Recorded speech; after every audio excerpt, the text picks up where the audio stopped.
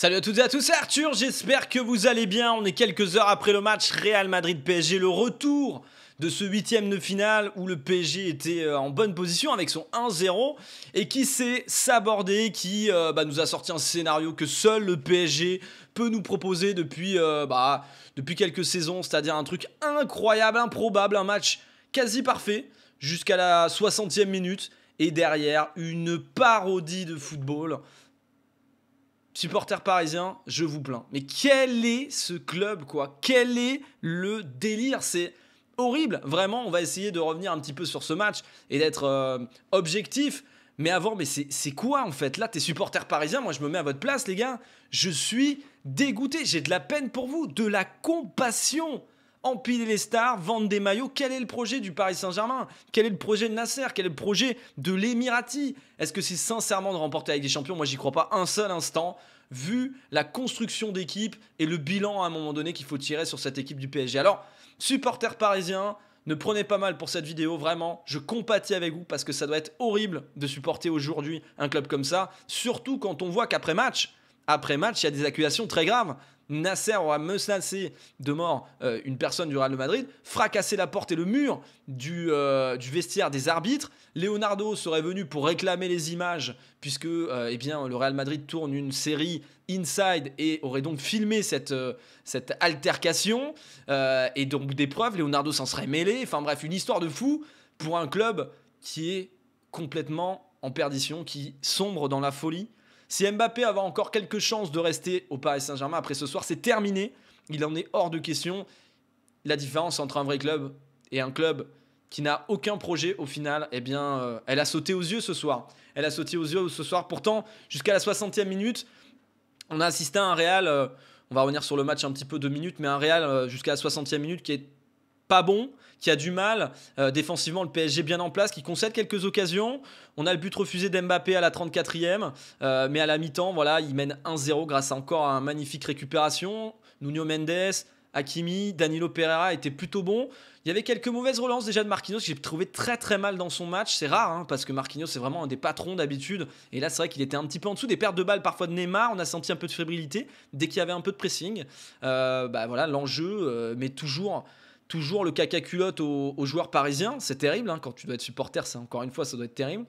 Et on arrive à la 60e minute, même à la 57e, j'ai envie de dire. Et c'est là où déjà, il y a un monde entre les deux clubs. On a le Real qui d'un côté a un banc de qualité, préparé, uni, collectif, et surtout un coach, Carlo Ancelotti, qui prend des décisions. Sortir Asensio qui a fait un très mauvais match. Toni Kroos qui n'était pas à 100%, mais qu'il fallait mettre quand même. C'était obligatoire, on va dire, puisque... c'est quand même Kroos sur un coup de pied arrêté, son aura, Ligue des Champions, etc. Rodrigo et Eduardo Camavinga qui rentrent et ça change complètement la physionomie du match. Et on a pourtant encore une occasion parisienne avant la catastrophe et la faute de pied ou une faute de gardien, j'ai envie de te dire, de Donnarumma, mais la gestion, pareil, on peut en parler, la gestion, t'as Navas et t'as Donnarumma, établi un numéro 1. Donnarumma est jeune, il est dans sa vingtaine, il vient de gagner l'Euro, tu l'as recruté gratuit pour le futur, Navas est là, titulaire, laisse-le, fini sa carrière, laisse-le driver Donnarumma, donne à Donnarumma les matchs de coupe comme il y avait eu en Coupe de France, donne-lui quelques matchs de championnat s'il faut, mais ta Ligue des Champions, non, tu laisses ton élément clé. T'as une hiérarchie admise, je sais pas, tu dois avoir une hiérarchie, tu dois avoir un truc convenu. Là, on a senti que c'est pas comme ça. Ça avait déjà pas marché avec les précédentes fois où il y avait du Sirigu, il y avait du machin, il y avait du bidule, il y avait du truc en gardien. Ça ne marche pas, la concurrence pour un gardien de but. Gestion catastrophique, mais bon, écoute, il y a un but. À ce moment-là, le PSG est toujours devant, il y a un partout, il n'y a pas le feu au lac. Et on a un remplacement avec l'entrée d'Idrissa Gueye. Fantomatique, faut quand même le parler, fantomatique. Je ne vais même pas parler d'Henri Di Maria et de Draxler qu'on n'a pas vu, d'un Pochettino qui n'a été inexistant sur son banc pour essayer d'aider les supporters, j'allais dire, mais d'aider les joueurs, puisque les joueurs étaient supporters du match, ils étaient en mode qu'est-ce qui se passe? On n'a pas vu toucher Mbappé un ballon en seconde période. Et le ballon, voilà, 76e minute, perte de balle de Neymar. Ok, Modric qui file. Quand tu vois un Messi qui a été recruté pour passer un step-up, Messi s'est fait bouffer en vitesse tout le match par Modric. Il n'y a eu aucune envie de la part de Messi. Neymar, aucune envie. Le seul devant qui était Modèle de pro, comme d'habitude, c'est Mbappé, mais il sera plus l'année prochaine au Paris Saint-Germain. Et tu as quoi? Un Modric qui récupère un ballon dans son 30 mètres, qui va aller faire un sprint jusqu'à la ligne médiane, bouffer Neymar, bouffer Verratti, bouffer en vitesse Gay, bouffer Gay, bouffer tout le monde en fait. Il bouffe tout le monde au milieu de terrain. T'as même pas Gay à un moment donné qui se dit bon bah je vais peut-être lui arracher le maillot, c'est bon, je viens d'entrer en jeu, je vais prendre un jaune, c'est pas grave. Allez, vas-y ma poule. Le ballon à Vinicius, ballon à Benzema, Hakimi qui fait pas l'effort de se replacer. Encore une fois, voilà, petite erreur de professionnalisme là pour le coup. Pour un joueur qui a un profil un peu plus offensif, c'est normal. Mais erreur, but de Benzema. À ce moment-là, on est à la 76e minute. Et je rappelle, le PSG n'est pas éliminé. Malgré ces 2 buts, allez, on va dire offerts. Coup d'envoi, il n'y a même pas le temps que le Real remette. On voit Vinicius avec le ballon. J'ai l'impression, moi, que c'est le ralenti. Puis je vois Marquinhos dégager, but de Benzema. Je me dis, mais attends, mais là, je regarde un autre match ou quoi là? Il y a déjà un autre but là? C'est quoi? Et ouais, il y a un autre but. Il y a 3 buts à 1. Il y a 3 buts à 1 sur un engagement. Idrissa Gueye se fait voler le ballon. Ballon en profondeur de Modric pour Vinicius, qui aura fait très très mal en deuxième période. Et ensuite, ballon donné, Marquinhos qui dégage encore une fois catastrophique sur ce match. Mais moi, je veux pas jeter la pierre à Marquinhos parce que ça a été tellement un rock ces dernières années que tu peux pas lui en vouloir pour sa prestation d'aujourd'hui. Il peut y avoir des coups de moins bien sur certains, mais c'est aux autres de prendre le leader. Mais il y a rien, il y en a pas un seul qui s'est chauffé sur le terrain. Le seul qui avait envie, j'avais l'impression, c'est Verratti. Mais quand tu demandes aux Parisiens, c'est quoi l'âme du Paris Saint-Germain? Ils te disent quoi? Bah oui, c'est Verratti. Bah, mais d'accord, Verratti, il n'est pas super régulier. Alors, cette saison, il fait une très belle saison. Je ne vais pas vous contredire. Mais est-ce qu'il a réellement step up? Est-ce qu'il a pris du niveau depuis qu'il arrive au Paris Saint-Germain? Quels sont les joueurs? Est-ce que tu peux me citer 5 joueurs depuis l'ère Qatari qui ont pris un step up quand ils sont arrivés? C'est-à-dire qu'ils sont arrivés et ils ont pris une autre dimension en arrivant au Paris Saint-Germain. Pour moi, tu as Marquinhos, à la limite. Et pour le reste, t'as pas. Tous les joueurs qui arrivent régressent ou ne percent pas ou restent moyennas, mais il n'y a jamais de step-up. Et c'est ça le problème. C'est ça le problème du Paris Saint-Germain. C'est quand on parle, oui, il faut gagner avec des champions au Paris Saint-Germain, mais c'est impossible en l'état actuel des choses. Faut se rendre compte du truc. Il n'y a aucune construction d'équipe, aucune cohésion. Tu prends Messi, Neymar, ça laisse Mbappé tout seul, on l'a vu, tu balances les ballons à Mbappé et advienne que pourra. Les 2-3 percées de Neymar, c'est frappe mollesse, ça manque de calcium, tu sens que le gars il a plus le physique, il a plus rien. Messi c'est pareil, il n'y a pas de volonté, il est en pré-retraite, il se fait bouffer par Modric sur les tacles. Et derrière, tu as Mbappé, modèle de professionnalisme, qui va signer au Real, qui aujourd'hui est plus jamais que convaincu quand il doit voir les deux mondes collés et la confrontation se dire mais putain, mais pourquoi je suis pas parti cet été?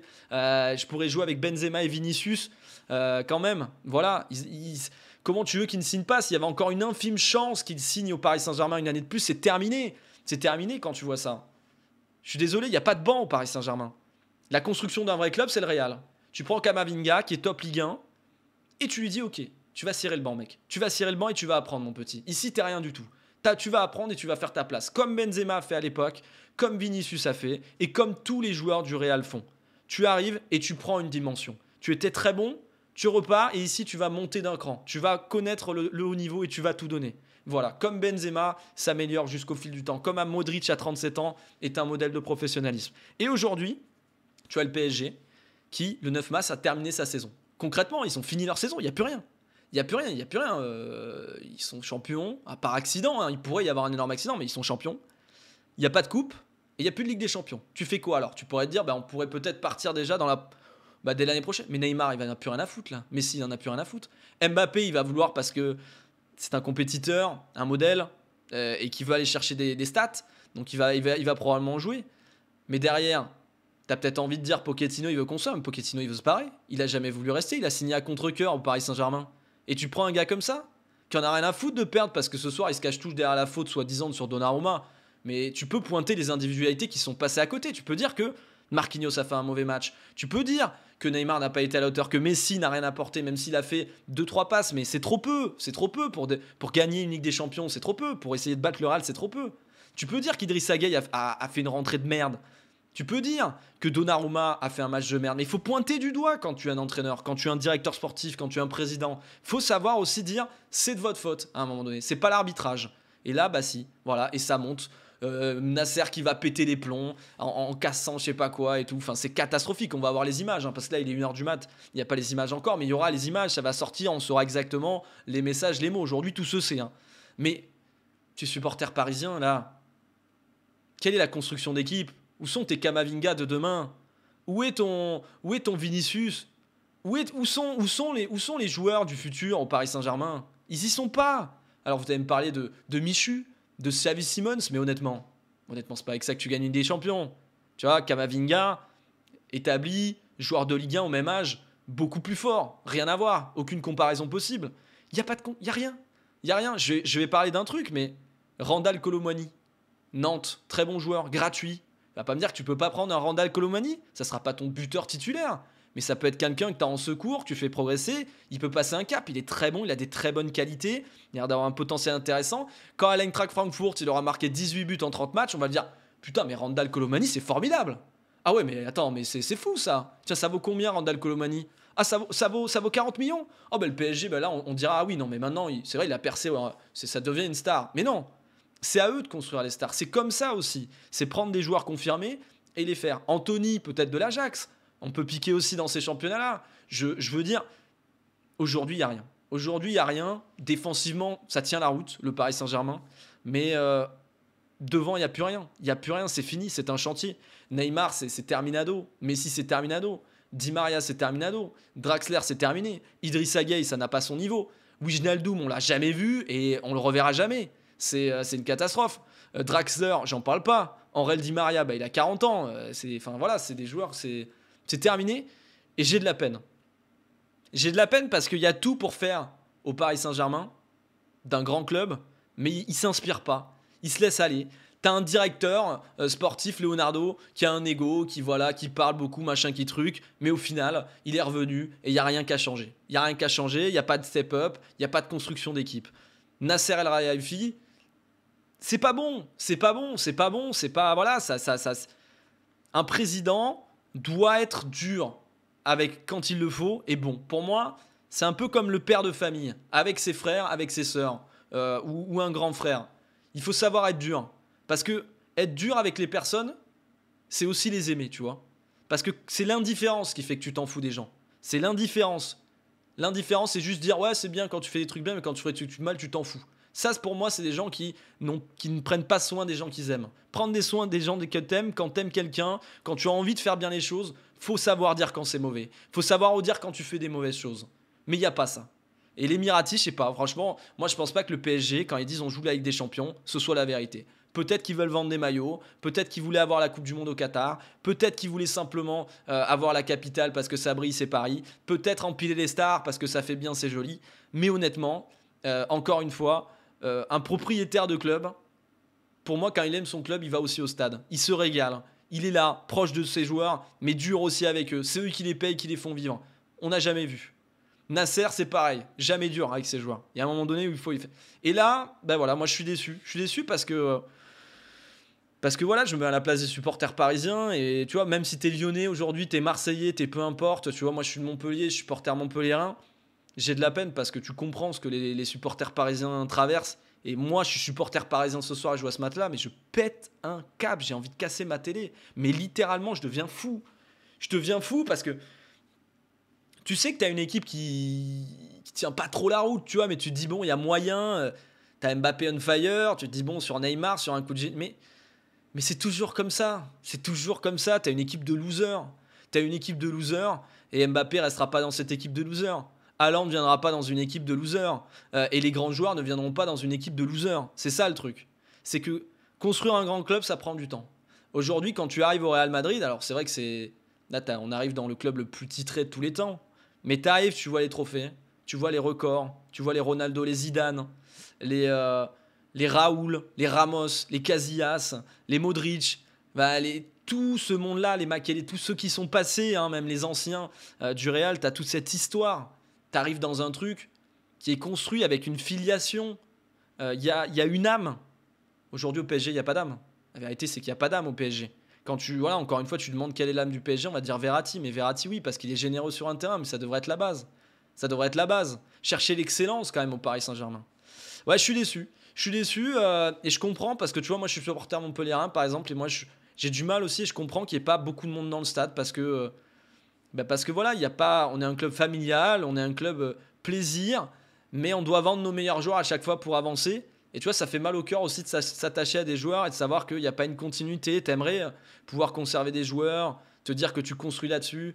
Je suis sûr que les supporters parisiens ont rêvé de soulever la coupe un jour avec Kylian Mbappé, Brassard, à côté d'avoir Nkunku, peut-être d'avoir d'autres joueurs. Enfin voilà, des gens, des Kamavinga, tu vois, il y avait des gens qui étaient là. Jules Koundé, tu vois, enfin, il y a des Français aujourd'hui un peu. Pour moi, le PSG doit prendre exemple sur le Bayern de Munich, qui est dans un championnat, ou qui était dans un championnat un peu plus faible à l'époque, mais aujourd'hui qui est dans un championnat qui est relevé. Mais Bayern Munich, c'était souvent seul, on a dit c'est facile leur championnat, etc. Mais ils collaient des 6-0, des 8-0 et tout. Mais il y a une âme. Les anciens sont là pour transmettre aux nouveaux. Il y a quelque chose, il y a une âme, il y a une institution. Ça prend du temps. Le club a été créé il n'y a pas si longtemps que ça, je sais, je comprends. Mais là, c'est une perte de temps ce qu'ils sont en train de faire. Il n'y a pas d'âme qui est en train d'être créée, si l'âme de loser. Voilà. Comme Clermont au rugby. Ils sont en train de créer un truc de loser. Et quand tu regardes les joueurs de rugby de Clermont, pour ceux qui ne savent pas, c'est des joueurs qui arrivaient tout le temps en finale et qui perdaient, pourtant qui avaient toujours quasiment la meilleure équipe, mais ils arrivaient que des couilles, comme au PSG, et carton rouge, truc improbable, tu sais, des trucs de fou. Et quand tu interroges ces joueurs-là, quand ils ont gagné pour la première fois depuis très longtemps, tu les interroges et ils te disent tous, on avait cette peur. À chaque fois qu'il y avait un petit truc, on avait la peur parce que voilà. Et il faut casser ça. Et malheureusement, là, ils sont en train de créer l'inverse. Tu étais en train de créer une âme de loser. Et c'est pas ça. Donc j'espère sincèrement que les choses vont changer. Peut-être que l'affaire Nasser va prendre de l'ampleur et qu'il sera limogé. Peut-être qu'il y aura un changement. Est-ce qu'il y a vraiment une volonté de construire une équipe pour la Ligue des Champions? Peut-être pas. Peut-être que le PSG restera un club starlet, un club MLS, un club chaud, quoi. Un petit, tu vois, voilà, tu fais venir les stars, tu pourras comme ça voir Messi, comme moi j'ai été au parc voir le PSG Nantes, j'ai pu voir Messi, j'ai pu voir Neymar, j'ai pu voir Mbappé, j'ai même pu voir Ramos, j'ai vu Navas, c'était stylé, tu vois, je me suis dit waouh, j'ai vu Marquinhos, waouh, c'était trop stylé, quoi, j'ai vu des stars. Est-ce que c'est ça? Mais moi c'était cool parce que je suis pas supporter du club, je suis allé voir un joueur, un match, mais je suis pas supporter. Mais est-ce que tu kiffes à la longue aller voir ça? Je suis pas sûr. Et j'espère pour vous, amis parisiens, que ça changera. C'était mon avis, mon coup de gueule. Je souhaite beaucoup de courage aux supporters parisiens parce que voilà, moi je supporte tous les clubs. J'ai envie qu'il y ait ces 4 clubs qualifiés directement en Ligue des Champions en France et ça passe par des bons résultats. Aujourd'hui, on est le 9 mars et le PSG, le premier club français éliminé en Ligue des Champions. Je crois que c'était pas arrivé depuis très très longtemps. Il reste encore Lyon, Lille, Monaco, Rennes. Et ça fait très très plaisir. Et Marseille, bien sûr. Ça fait très plaisir. J'espère qu'ils vont nous rapporter plein de points UEFA pour marquer un nombre record, qui est déjà record d'ailleurs, mais un nombre encore plus énorme. Et félicitations aux Lyonnais d'avoir gagné à Porto. On se retrouve très vite pour de nouvelles analyses, pour de nouveaux discussions. N'hésitez pas à blinder la barre de commentaires si vous avez envie. Et bien sûr, à mettre un maximum de pouces bleus, à vous abonner si ce n'est pas déjà fait. Ça soutient énormément les créateurs de contenu comme moi, tous ceux que vous regardez en longueur de journée. Merci du fond du cœur à ceux qui le feront. Merci beaucoup. Et on se retrouve très vite pour de nouveau de parler foot ou d'autres jeux de sport, puisqu'ici, c'est le sport avant tout. Management, commentary et analyse. Ciao, ciao, c'était Arthur.